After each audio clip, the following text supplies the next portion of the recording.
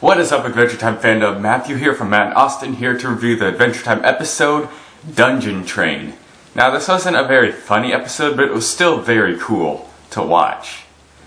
It kind of makes fun of RPG games, like, pokes fun at them.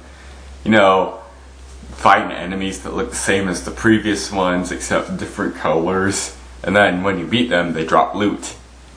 Then you can collect the loot. And that's pretty much it. So Finn finds a train that goes in an endless loop, and in each car there's a different enemy. Well, some of them are the same enemies, just different colors like I mentioned before.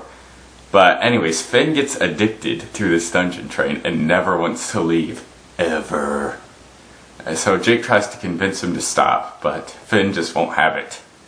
Because it's helping Finn clear his mind of the Flame Princess business that he's been dealing with. Now, some of the loot that the enemies drop look pretty cool, like the little lightning sword Finn got at the beginning. That has to be my favorite loot that the enemies have dropped.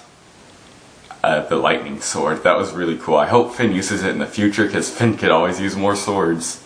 He's had the golden sword, the demon blood sword, and now he has this lightning sword.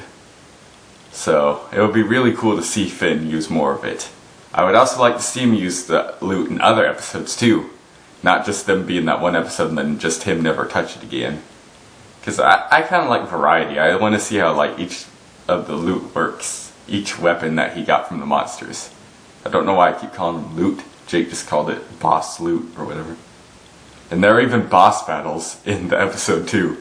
Whenever a giant enemy appeared, Finn would shout, "Boss battle!" and then he would fight it. And it was really cool. This is a really good episode.